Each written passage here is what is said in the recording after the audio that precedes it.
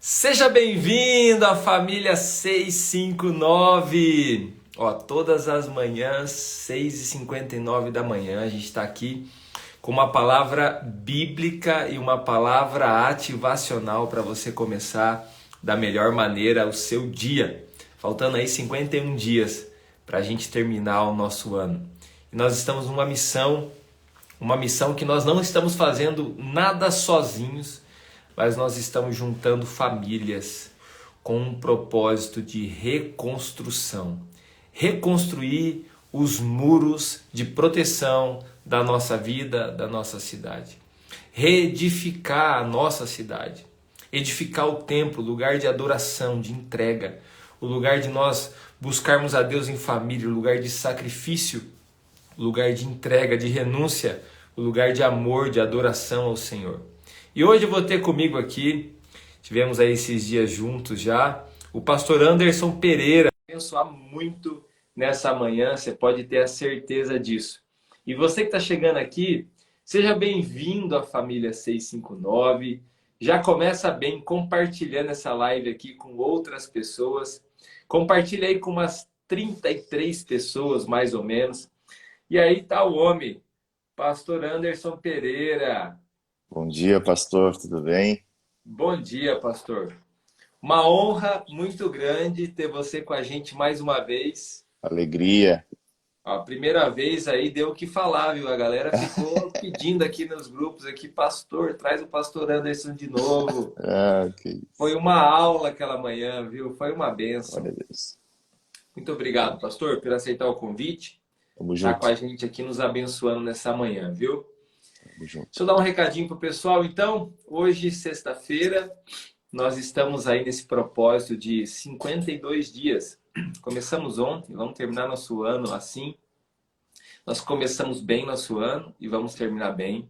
Vamos começar o ano que vem bem de novo, né? Firmes, quando eu falo bem, firmes na rocha, firmes em Jesus, crescendo no Senhor todos os dias da nossa vida. E hoje estamos a 51 dias, né? 50, se você contar hoje, 51 dias, né, do término do nosso ano. E eu quero convidar você para realmente firmar as estacas, colocar diante do Senhor aquilo que você tem trabalhado na sua vida com Deus, seu caráter, sua família, né? Lutero diz que ele aprendeu em um ano de família, quanto ele foi moldado no caráter em um ano de família, né? Não se compara a 10 anos de seminário. Então, é o tempo de nós buscarmos esse sobrenatural de Deus agir na nossa vida. Nossa nação está de perna para o ar, não é? Você está vendo aí, você está percebendo. Esse é um reflexo das nossas vidas, meu querido. É um reflexo de quem nós somos, de quem nós estamos sendo na nossa nação. E é tempo realmente de mudança, mas tem que começar dentro de nós. Tem que começar dentro do nosso coração. Então compartilha essa live aí. Todo mundo que compartilhar, você vai fazer o seguinte, ó, você vai compartilhar. E você vai colocar aqui, assim que você compartilhar, você coloca aqui nos comentários de onde você é, cidade que você é, tá bom? Para a gente se localizar aqui, é gostoso ver a galera aqui de diversas cidades participando com a gente. Pastor Anderson, eu quero passar a palavra para você. Seja bem-vindo mais uma vez. Que Deus te use muito nessa manhã. Amém. Glória a Deus. Em primeiro lugar, muito bom estar aqui contigo, Fernando, mais uma vez. Sempre um motivo de alegria poder, né, Eu que agradeço. se reunir. Essa mesa digital, né? É Essa mesa verdade. Vários amigos virtual. digitais. Essa mesa virtual, mas como é bom a gente estar compartilhando. Estava lendo um livro sobre discipulado esses dias e, e acho que é do Kevin Van Hooser. Ele disse que Calvino gostava muito dessa história da mesa, né?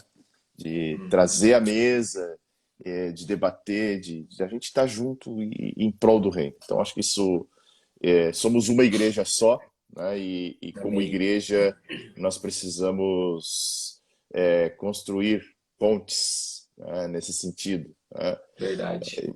Embora a gente esteja falando aqui nesses dias de muros em relação ao reino, nós precisamos também construir pontes, né? É verdade. E, e sabe que, para mim, Neemias é um livro magnífico que talvez claro que tem um despertar muito grande, mas ele é muito ignorado no sentido de que a gente, quando fala de liderança, está sempre buscando, né, homens aí que estejam na vanguarda e assuntos que estejam aí mais no nosso dia a dia, no nosso cotidiano. Mas Neemias, para mim, é um livro que mostra uma liderança eficaz. É, eu sei que vocês já iniciaram ontem, né, falando sobre o início do livro, ali quando Neemias recebe a notícia e ora a Deus, mas tem três coisas muito interessantes que acontecem nesse período, que para mim eu gostaria de compartilhar com vocês nesta manhã. Uhum. A primeira situação é a questão do cativeiro, né? Eles estavam no cativeiro. Pense assim, estamos em terra estranha, né? Estamos num lugar que não é nosso, estamos num lugar que não é a nossa, não falamos a nossa língua, não é a nossa pátria, não é a nossa casa, e, e eles estavam como diria Pedro, né, peregrinos, forasteiros em terra estranha. E o que é interessante é que esse cativeiro, né, o cativeiro babilônico, que durou aproximadamente 70 anos, e depois teve um intervalo de 57 anos, começaram a acontecer alguns retornos. Né? O povo começa, tem um primeiro retorno ainda dentro do cativeiro babilônico, que começa a reconstrução do templo com Zorobabel. Depois teve um segundo retorno, que foi o reavivamento do povo junto com Esdras e o retorno da lei. E o terceiro retorno, que daí entra a reconstrução dos muros com Neemias, né? E aí, pastor, a gente vê a importância dessa reconstrução que está Uhum. acontecendo na nação de Israel, né? O que havia de mais importante numa cidade? Claro, eram os muros, era a forma como ela se protegia, a forma como ela se defendia dos seus inimigos, a forma como ela evitava os ataques estrangeiros. Então, uma cidade fortificada, uma cidade murada, era uma cidade protegida. Mas não bastava apenas uma cidade ser protegida, ela precisava, e principalmente sendo o povo de Deus, havia necessidade de uma reconstrução. A Jerusalém havia sido saqueada, o templo havia sido destruído. E aí começa um verdadeiro avivamento, né? E eu gosto muito, muito, não vou ficar só nas minhas palavras, óbvio, né? Eu gosto muito de um trecho de Neemias. Talvez eu vou pular um pouco aqui, mas Fica à vontade, pastor. que diz o seguinte, Neemias 6, 3. Né? Eu vou ler desde o primeiro. Diz assim: sucedeu que, ouvindo Sambalate, Tobias e Gesem, o árabe, e o resto dos nossos inimigos, que eu tinha edificado o muro, e que nele já não havia brecha alguma, ainda que até este tempo não tinha posto as portas nos portais, Sambalate e Gesem mandaram dizer-me: vem e congreguemo-nos juntamente nas aldeias, no vale de Ono. Porém, intentavam fazer-me mal. E enviei-lhes mensageiros a dizer: faço uma grande obra, de modo que não poderei descer. Por que cessaria esta obra enquanto a deixasse e fosse a ter convosco? Sabe, Fernando, esse livro para mim ele é magnífico porque ele mostra verdadeiros homens de Deus imbuídos e focados numa causa, na causa da reconstrução dos muros. Verdade. Os muros eram imensos, né? Passavam carruagens em cima deles. E essa reconstrução das brechas é magnífica, porque o próprio livro de Neemias vai dizer que, em determinado momento, eles estão com uma colher de pedreiro numa mão e uma espada na outra.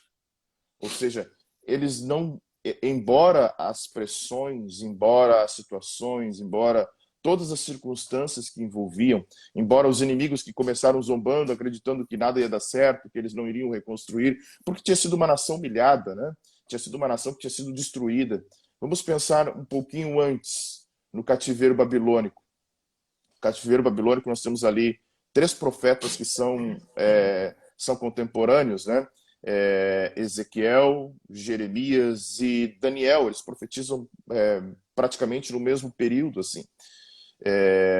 Só que o povo, o povo mais simples de Jerusalém ficou na cidade destruída. Jeremias estava ali no meio. Uma mão de obra foi levada para Babilônia. Ezequiel estava no meio. Mas os sábios, os estadistas, os doutores, aqueles que detinham conhecimento, para onde que eles foram? Para dentro do palácio da Babilônia, onde estava Daniel e seus amigos. Ou seja, a inteligência, a sabedoria, todo o conhecimento, toda a cultura, né? Toda a ciência judaica havia sido cooptada, raptada pelos babilônios. Então, o que acontece? Nesse retorno, nessa volta, primeiro para reconstruir o templo, depois restaurar a lei, olha que coisa interessante, né? Que a palavra acaba nos ensinando. Eles reconstroem o lugar de adoração. Eles restauram, eles retornam para a Bíblia. Tem um determinado momento de Neemias, que para mim é fantástico também, que vai falar sobre um avivamento onde eles ficam meio turno pedindo perdão, se arrependendo dos seus pecados, e outro meio turno, ou um turno, dependendo da tradução, orando, adorando, clamando ao Senhor. Ou seja, eles passam metade de um dia se arrependendo e clamando e adorando o Senhor. Ou seja, há uma necessidade de restauração da onde nós adoramos, há uma necessidade de um retorno para a lei, retorno para a palavra de Deus, e aí sim, né, uma edificação e uma restauração das brechas e aonde os muros estão praticamente enfraquecidos. Eu vejo que nós vivemos um momento tão delicado, falando de igreja, em que há muitas muralhas destruídas, há muitas muralhas com brechas, há muitas pessoas que abandonaram uma vida de piedade, de leitura bíblica em casa, com a família, de culto com a família. Ontem eu estava atendendo uma família e a esposa dizendo: olha, ele não ora, eu não vejo ele orando, eu não vejo ele lendo a Bíblia, eu não vejo devoção na vida dele. E aí você vê assim a importância de nós olharmos e esse texto de Neemias.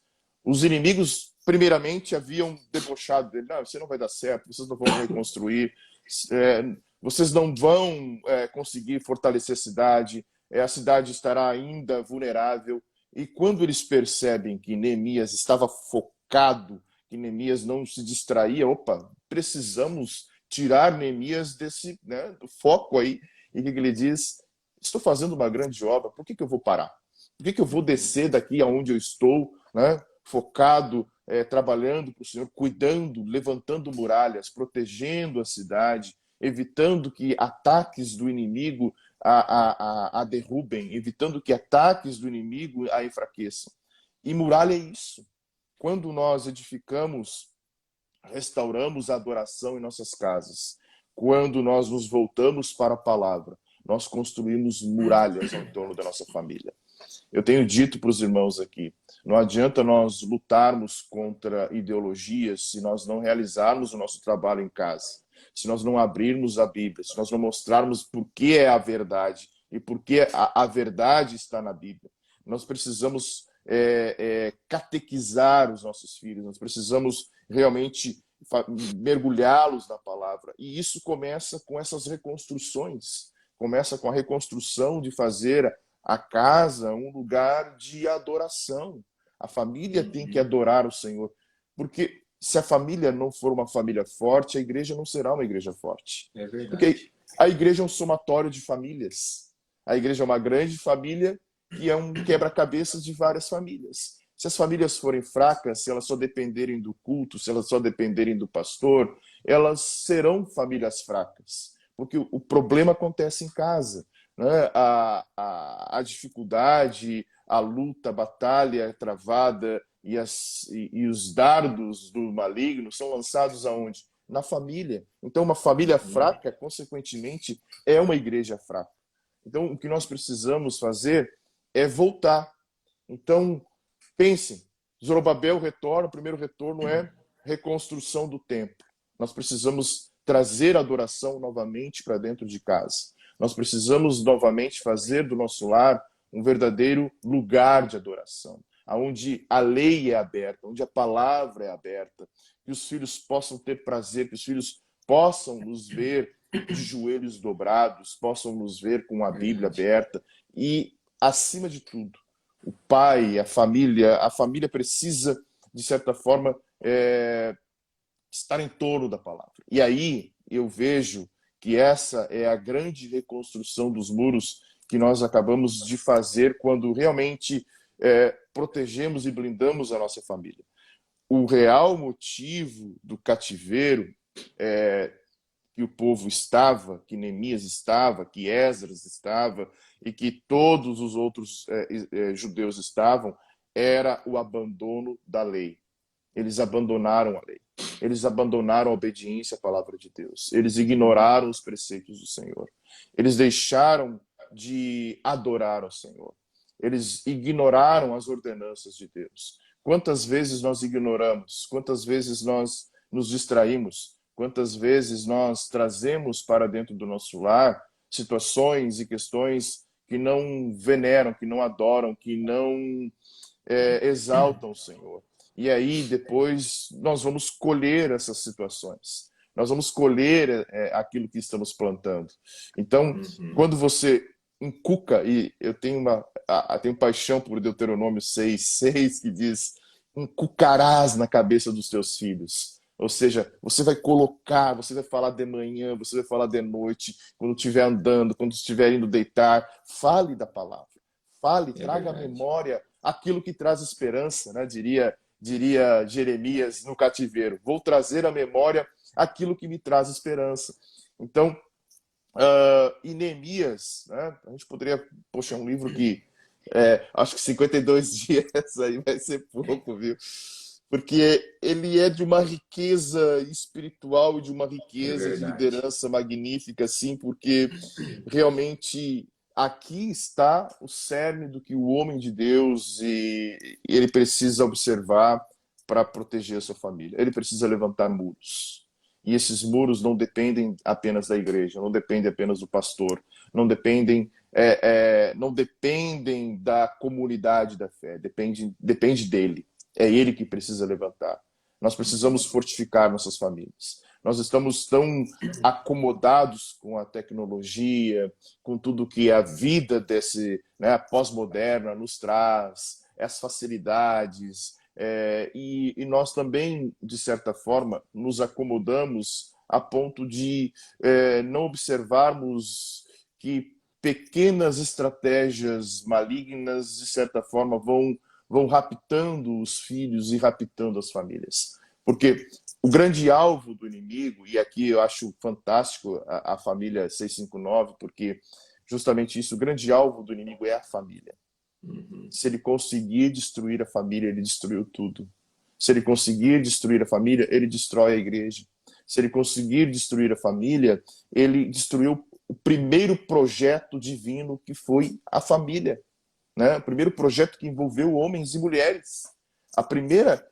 Deus não tinha feito aliança com o povo, Deus não tinha feito aliança com nação nenhuma, Deus não tinha nada disso. O primeiro projeto dele foi instituir uma família no Jardim do Éden. E essa família vem sendo atacada desde lá. Então, quando a gente olha para Neemias e vê essa reconstrução em tempo recorde, né? 52 dias para fechar brechas, para tapar, para reconstruir portão, e não só isso, toda a oposição que Neemias teve nesse processo. Né? Todos os inimigos, o povo que, de certa forma, em momentos desanimava e não acreditava. Então, isso a gente percebe nos dias de hoje. Né? Os inimigos conspiram, o povo murmura, as pessoas, de certa forma, né, não se auxiliam, e isso a gente vai ver no livro de Neemias, né?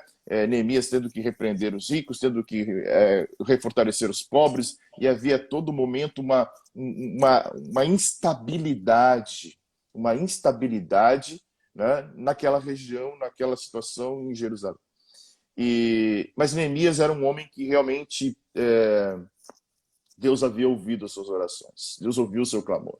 Deus ouviu quando Neemias escuta as notícias e ele percebe que a sua pátria estava, né, abandonada e ele precisava fazer alguma coisa. Neemias não se curvou, Neemias não se abdicou. Neemias, ele realmente colocou um propósito no seu coração. Tanto é que ele conquista o rei, né? Tanto que o rei percebe, vê o abatimento na vida dele e diz: o que está acontecendo contigo? Hein? Por que tu está tão triste? Tu não é um camarada triste, tu é alegre. E ele abre o coração e ele recebe não apenas autorização, mas recursos para sair, né? E retornar para Jerusalém. Então, a importância de nós realmente entendermos que muitas vezes esse cativeiro que nós vivemos, um cativeiro cultural, um cativeiro até mesmo, muitas famílias vivendo um cativeiro espiritual. É necessário que retornar, é necessário reconstruir, é necessário se libertar. E tem um trecho muito interessante da Bíblia que vai dizer, né? Acho que é o Salmo 137, que fala justamente sobre isso, sobre o povo que estava no cativeiro e em determinado momento tem um salmo que diz assim, olha só, Salmo 137 diz assim: junto aos rios da Babilônia, ali nos assentamos e choramos quando nos lembramos de Sião. Sobre os salgueiros que há no meio dela, penduramos as nossas harpas, pois lá aqueles que nos levaram cativos nos pediam uma canção, e os que nos destruíram, que os alegrássemos, dizendo: cantai-nos uma das canções de Sião. Como cantaremos a canção do Senhor em terra estranha, se eu me esquecer de ti, ó Jerusalém? Esqueça-se a minha mão direita da sua destreza. Se eu não lembrar de ti, apegue-se a minha língua, ao meu paladar. Se eu não preferir Jerusalém, a minha alegria. Saudades da pátria, né? E tem um outro Salmos, que agora eu não vou lembrar, que diz que Deus, ao restaurar o cativeiro, a boca dele se encheram de riso, né? A língua de cânticos. Então, eu É vejo... o 126. É o 126, né? Uhum. Eu não lembrava. Isso mesmo. Quando eles saíram do cativeiro, né? Quando o Senhor trouxe do cativeiro os que voltavam a Sião, estávamos como os que sonham. Olha que coisa linda, né? Então, a importância de nós estarmos vigilantes, como estava Neemias. Neemias 6,3: estou fazendo uma grande obra, eu não posso parar, eu não É posso verdade. desistir. A grande obra que nós temos é a família. É É uma verdade. grande obra.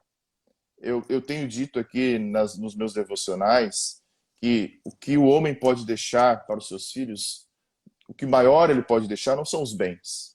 Isso ímpio deixa, isso homens carnais deixam. O que nós mais podemos deixar de maior valor para os nossos filhos é um legado É espiritual. verdade. É um É legado verdade. na palavra, é um legado no Senhor, é um legado, uma vida de devoção ao Senhor. Isso que mais nós podemos deixar de herança para eles. Agora, se nós não levantarmos muros em torno das nossas famílias, se nós não protegermos as nossas famílias, se nós não reconstruirmos o altar de adoração em nossos lares, se nós não retornarmos para a lei, para a palavra, não haverá cidade alegre, né? Não haverá família alegre, não haverá família plena. E quando a gente fala de plenitude, de saciedade, de alegria, alegria é no Senhor, né? Isso só se pode experimentar no Senhor. E essa ideia de muros em torno da família é justamente essa proteção que a palavra nos dá, que estar debaixo da mão do Senhor nos dá, nós temos, e viver uma vida que realmente seja uma vida de propósito para o nosso Senhor. Então, eu vejo assim que essas três reconstruções que aconteceram nesse período, né? Reconstrução do templo, o retorno da lei, um reavivamento, um retorno para guardar a lei, para voltar para a palavra, para a leitura da palavra e uma reconstrução do muro. É o que nós precisamos hoje, pastor, cuidar e observar nas nossas famílias. Em muitos lares, muitos lares, muitos lares. Se abandonou a leitura, se abandonou a oração, se abandonou a vida de devoção na casa. E pela misericórdia do Senhor, eu tenho tentado incutir isso na minha filha, né? Ela não Uma só me vê gracinha, orando, né? É é, cerveja, né? toda a família que veio aqui em casa nos visitar, se a pessoa falar, tão bem, nós vamos embora, ela dá um salto do sofá e diz, vamos orar. É, então, mas é o que eu melhor posso transmitir para ela. Não são bens, não são propriedades, não é nada disso que a gente, né, como ser humano carnal que esteja olhando para as coisas da carne e olhando nesse mundo natural, a gente acha que vou ajustar a vida do meu filho, vou deixar a vida do meu filho, né, boa, com bens. A melhor coisa que eu tenho para deixar para ela é o seguinte, são os valores bíblicos. Porque aqui ela vai guiar a vida dela, aqui ela vai guiar a escolha do marido dela, aqui ela vai nortear a vida dela sempre. Então, se eu levantar esses muros, eu posso ter certeza que o futuro dela é um futuro abençoado, é um futuro nas mãos do Senhor, porque eu incuti na cabeça dela que ela precisa ter uma vida de adoração, que ela precisa ter uma vida na palavra do Senhor e que ela precisa levantar essa muralha, precisa levantar esses muros em torno da aonde ela construir a vida dela. E é isso que nós precisamos nos dias de hoje.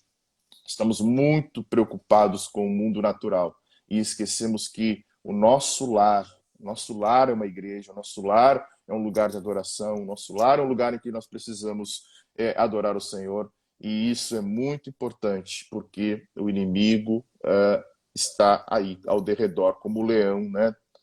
Bramando e tentando tragar as famílias, tentando destruir as famílias, tentando atacar os filhos, tentando atacar os casais. E quando há brechas nos muros, quando os muros estão destruídos, quando os muros não estão fortificados, os dardos dele entram.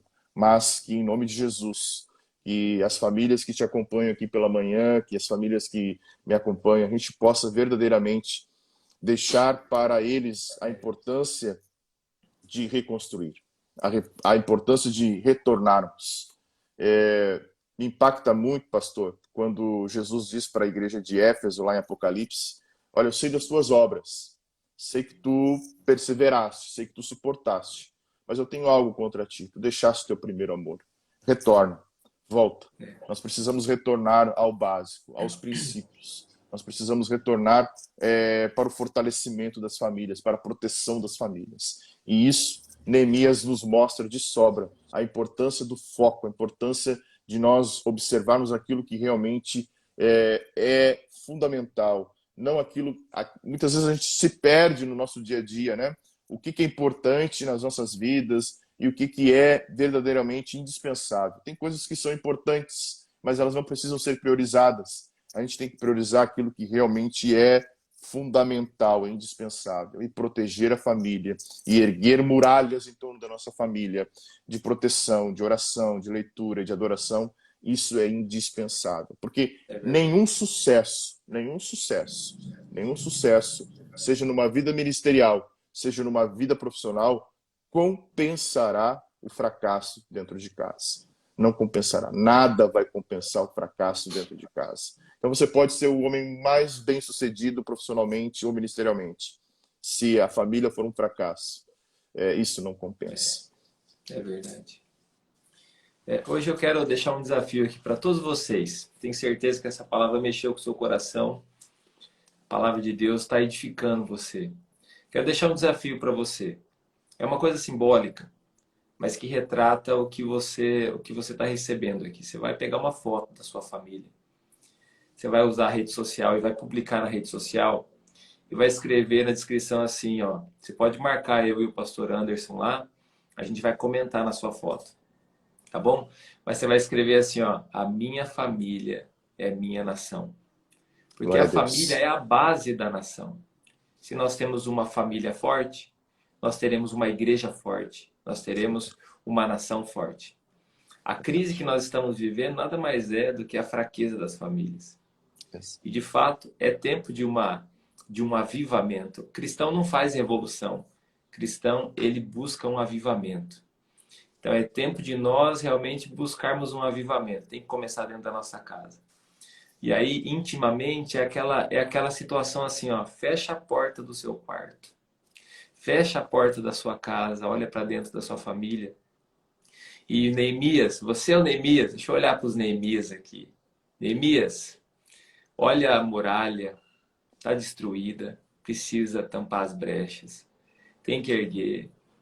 Você não vai conseguir sozinho, você vai precisar de pessoas com você. Pede o Espírito Santo, fala, Espírito Santo, está aqui, levanta pessoas da minha casa.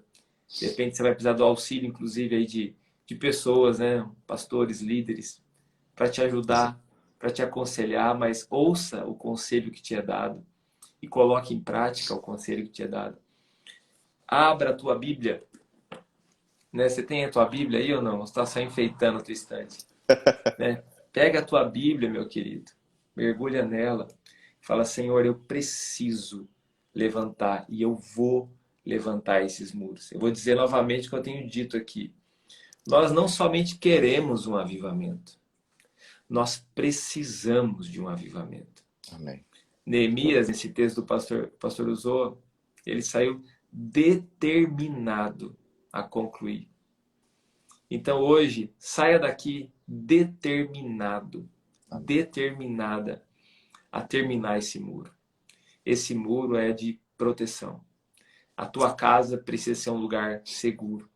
Agora, sua família sendo uma família forte, tendo homens aqui de verdade, tendo mulheres de verdade, eu posso te garantir, vai refletir na nossa cidade, vai refletir na vida da igreja.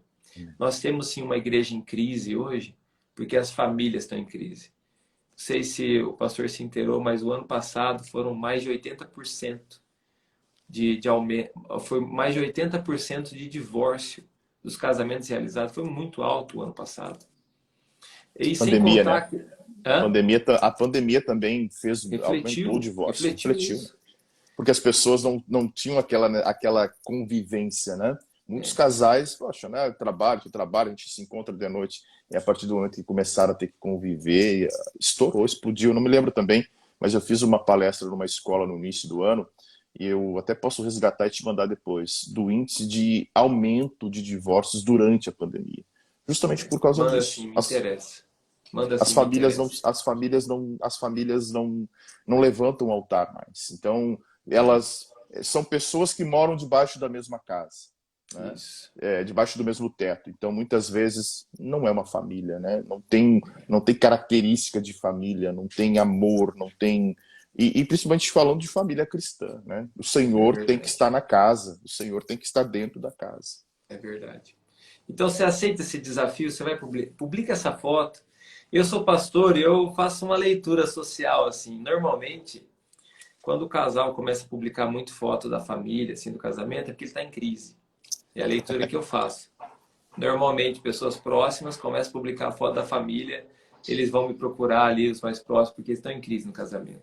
Eu sei, né? Porque eu sou pastor. Mas ninguém sabe, todo mundo está vendo uma aparência.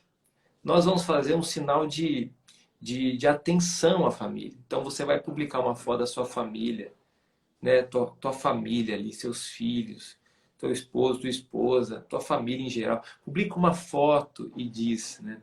Eu sou construtor de uma nação. Marca lá o Amém. pastor Anderson, pode me marcar, eu vou comentar. Vamos deixar uma palavra ali para você, em Amém. nome de Jesus, tá bom? Então, Glória a pessoal, Deus. amanhã a gente não tem Família 659 nem domingo, tá bom? A gente tem bastante atividades aí, então nos fins de semana a gente não faz. Mas na segunda a gente volta, estamos nessa contagem regressiva. O pastor vai começar um devocional agora, né? Já atrasamos ele, já atrasamos, pastor? Só tempo de preparar um café e voltar para cá, né? Então tá bom, ó. Vai começar daqui a pouquinho o devocional, você pode participar. Hoje, né, um dia mundial aí de promoções. Eu quero deixar uma promoção, vou colocar no grupo do WhatsApp lá, promoção lá incrível.